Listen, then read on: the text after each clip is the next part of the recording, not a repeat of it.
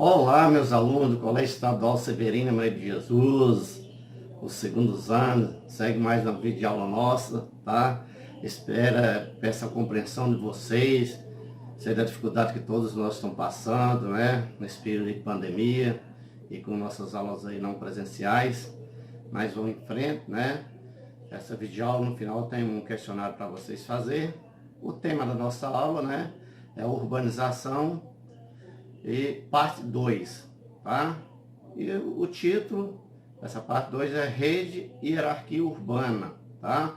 Então nós vamos estar acompanhando aqui uma explicação sucinta assim para vocês, lembrando que eu sou o professor Valdeci Português, né? Professor de vocês de Geografia, tá? Então, rede e hierarquia urbana. O processo de industrialização, pessoal, está ligado ao desenvolvimento industrial. Lembra aí, né? Quando surge aí as revoluções industrial, houve aí em seguida a migração do campo para a cidade. Então toda aquela cidade que for se industrializando, veio junto contigo o processo da urbanização, provocado por fenômeno chamado fenômeno urbano, né? A cidade não estava preparada e sem plano diretor, sem planejamento, e as pessoas foram se acomodando, fazendo suas puxadas, e ali as cidades crescem, né? Sem tamanho e proporção. Então esse processo de urbanização está ligado ao desenvolvimento industrial, que acaba por formar uma rede urbana. O que seria essa rede urbana, pessoal? Vamos lembrar essa rede urbana. Cria a metrópole, né? Imagina que Goiânia, nós temos aí a metrópole Goiânia. Então essa rede está ligada na cidade vizinha, igual Aparecida de Goiânia, Trindade, né? Aragoiânia, Hidrolândia, Senador Canedo, Inhumas, e assim sucessivamente. E essa cidade, ela depende da metrópole. Então, obedece a essa hierarquia, Goiânia e a cidade que está conectada a ela. Então, cria essa rede, rede de água, de energia, rede de transporte, né? São vários meios aí que a gente chama aí essa rede de hierarquia urbana. E acaba toda a cidade que faz parte da região metropolitana, depende aí da metrópole, né? Então nós temos que acompanhar gradativamente aí e dar esse início, lembrando que na aula passada eu falei, né, que o processo de urbanização começou na Inglaterra. Primeiro surgiu as cidades, né, lá na antiguidade, né? Veio a Idade Média aí, a cidade perdeu seu brilho, aí veio o período feudal, né? Então o campo passou a valorizar mais e a cidade perdeu seu brilho. Então, com a revolução, o crescimento do comércio, a revolução industrial, aí a cidade passa a ter seu brilho aí, tudo, né? A cidade vai oferecer os melhores empregos, né? Então, as melhores escolas, os melhores hospitais, a infraestrutura, tudo. Então, vem acompanhado isso aí, fez com que provocasse aí, esse espólio industrial provocasse aí a chamada êxito rural e promovendo aí um processo de urbanização. Outro título aí é o Desenvolvimento Econômico e Rede Urbana. Lembrando, pessoal, quando faz aí, né? Quanto mais complexo o desenvolvimento e a economia de um país ou de uma região, quanto maior a sua taxa de urbanização, maior serão os fluxos que circulam entre a cidade, né? Lembra que antigamente chamava Aparecida uma cidade dormitória aí, né? Porque os empregos, os melhores mercados, né?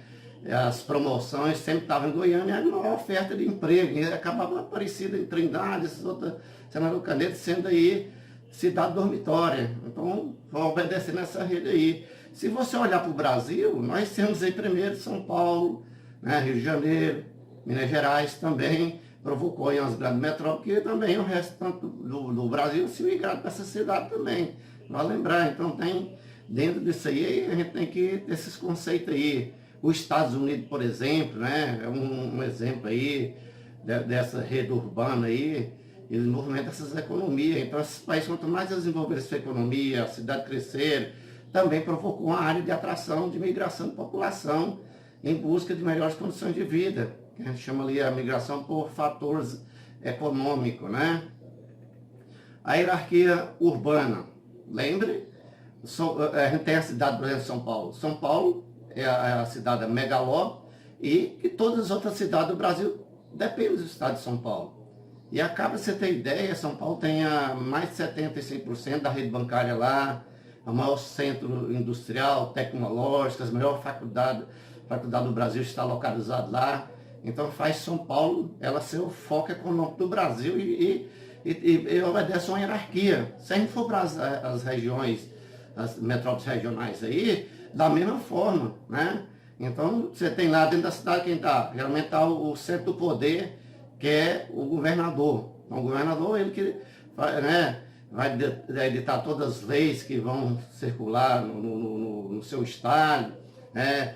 A capital está ali também, a maior cidade está localizada, né? Tem um prefeito, mas começando do governador, que é que vai ser o centro de poder, vai estar lá a Assembleia Legislativa, né? Onde vota as leis. Então por isso ele determina ali como a hierarquia urbana, a metrópole, que está realmente localizada aí o centro de poder, que é o governo e a Assembleia Legislativa, né? Nós temos isso para nós interpretar.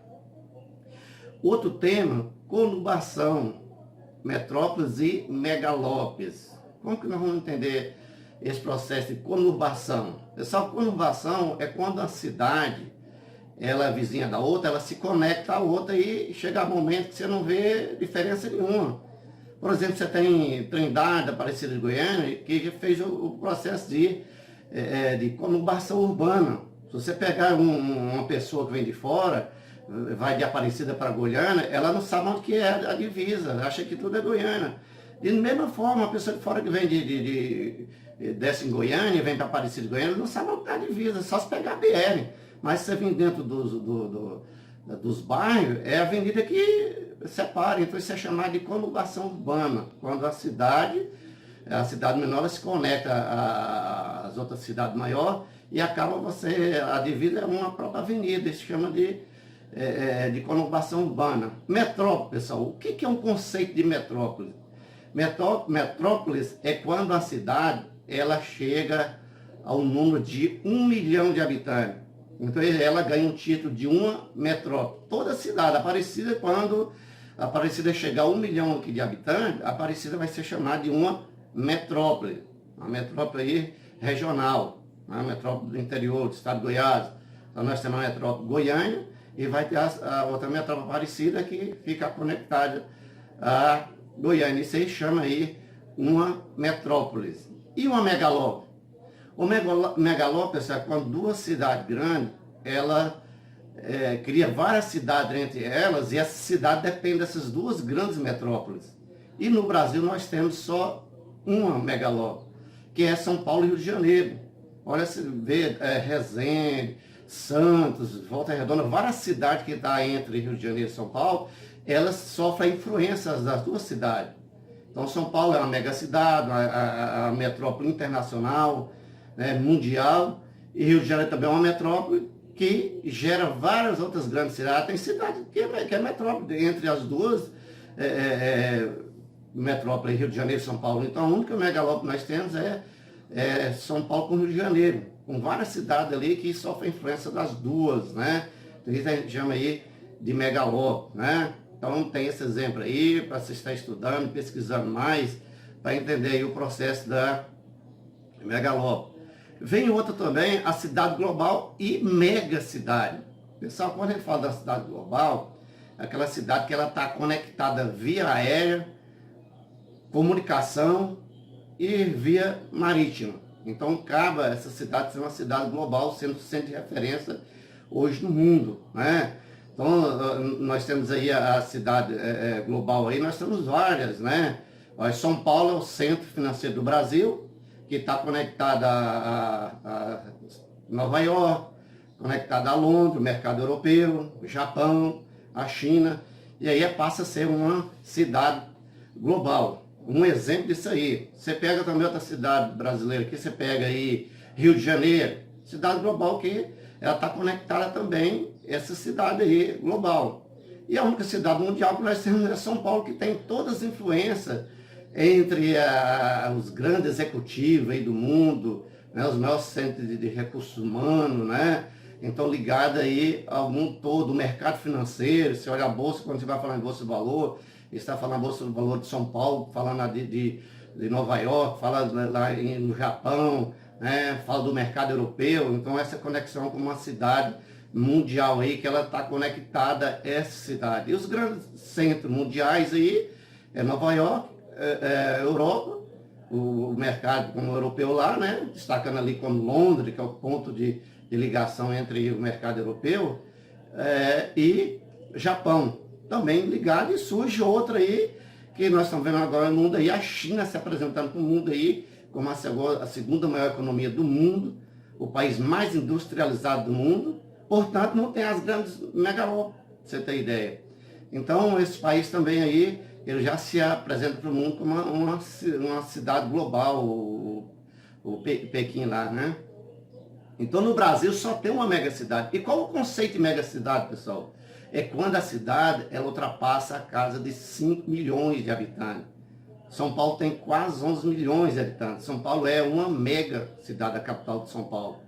Então a cidade que ela vai ganhar esse título aí, nós temos aqui como exemplo aí, São Paulo, Cidade do México, Nova York, né? Então Tóquio. Essas cidades são chamadas hoje no mundo como megacidades. Elas ultrapassam a casa de 5 milhões de habitantes. Abaixo de 5 milhões de habitantes, ou 4 para baixo, é chamado de metrópoles, ok? Então essas aí foram as grandes cidades globais, as megacidades, as cidades transnacionais. Pega São Paulo, por exemplo. São Paulo São Paulo, gente de toda parte do mundo está em São Paulo, executiva, embaixadas, né? Passa-se aí, né, se conhecer como uma cidade transnacionais, né? Londres, Tóquio, no Japão, também são consideradas cidades transnacionais, onde estão os melhores centros aí de recursos humanos, administrativo, conectado às grandes multinacionais. Então tem esses conceitos, né, também está estudando aí nessas questões das metrópoles, megalópolis, megacidades, as cidades transnacionais. Depois, pessoal, no final vem as atividades para vocês fazerem. Então, elaborar um questionário com 10 questões e responder sobre os temas que estão em negrito, tá? Vocês vão estar respondendo aí, eu vou estar depois passando passo a passo aí do conteúdo para vocês. Então, uma boa aula e não esqueça de estar enviando o meu WhatsApp, tá? E continue enviando no e-mail da escola. Então, boa sorte, bom trabalho, boas atividades.